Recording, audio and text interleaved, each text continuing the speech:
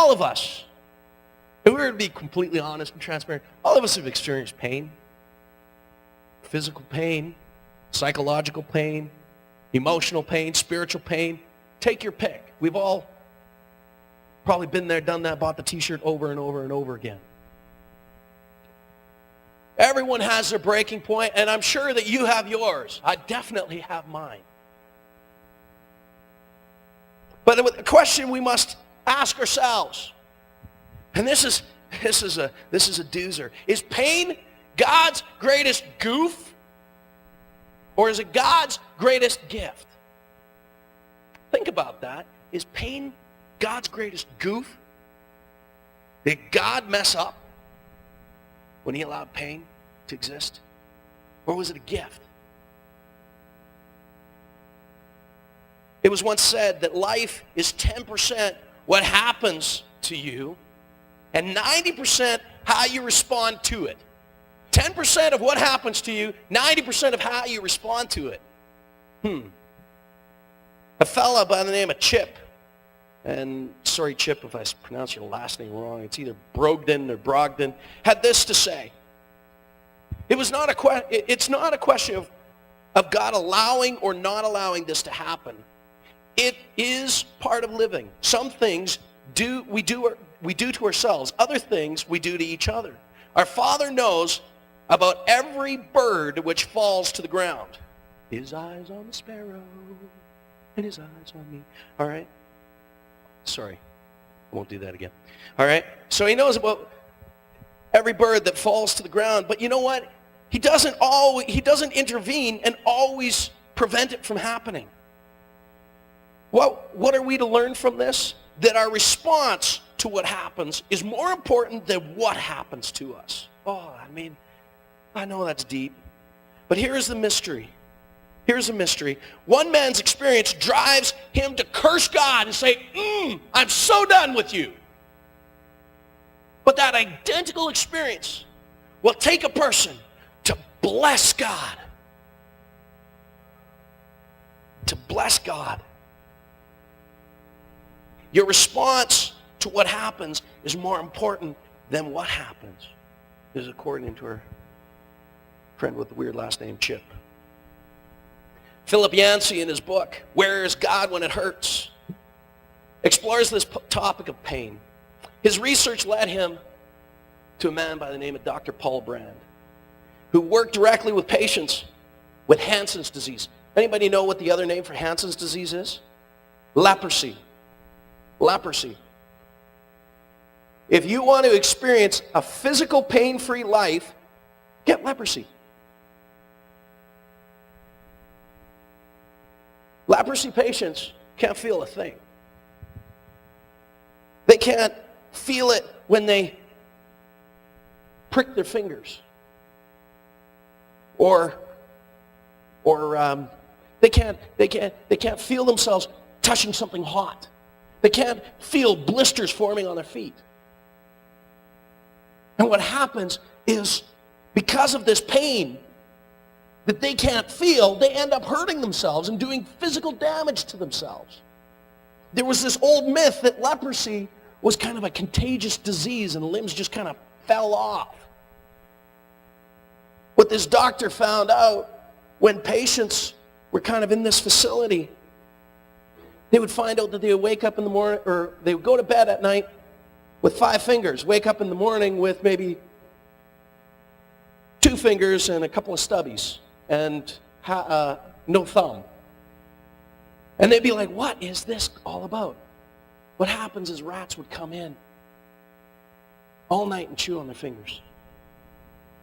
They didn't feel a thing. Whoa, pain-free life. Wow. See, they damage themselves and hurt themselves without even knowing it. So is it fair to say that some pain is good? Yeah, keeps us out of danger. But wait a second, does that let God off the hook completely?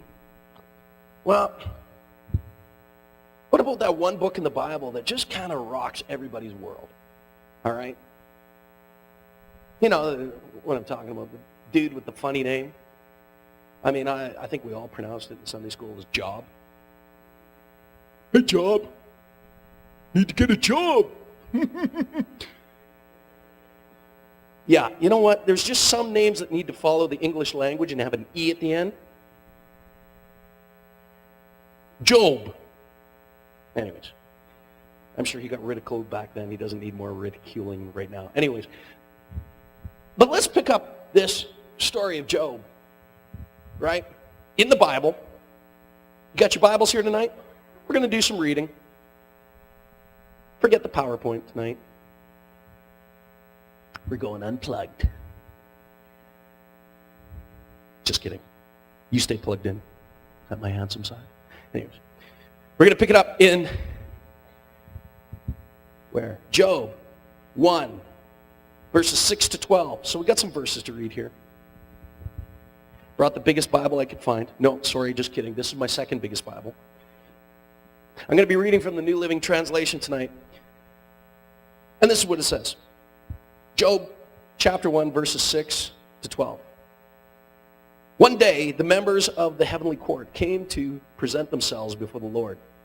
And the accuser Satan came with them. Where have you come from? The Lord asked Satan. Satan answered the Lord, I have been patrolling the earth, watching everything that's going on.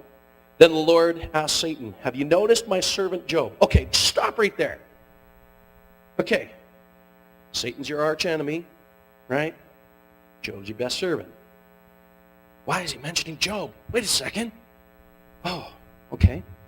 Put that in your stirring pots for a moment.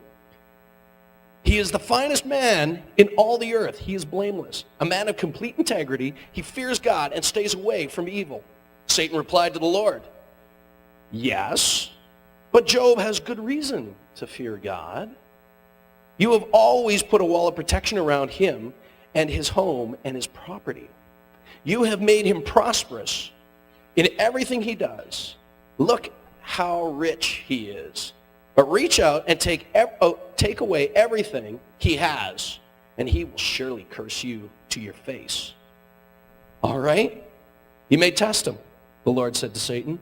Do whatever you want with him, or do whatever you want with everything he possesses, but don't harm him physically. So Satan left the presence of the Lord. Everybody say, one day is all it took for Job to lose everything. Okay? Oh, okay, you can stop repeating after me. That's cool. I like that. Keeners. I used to beat you up in elementary school.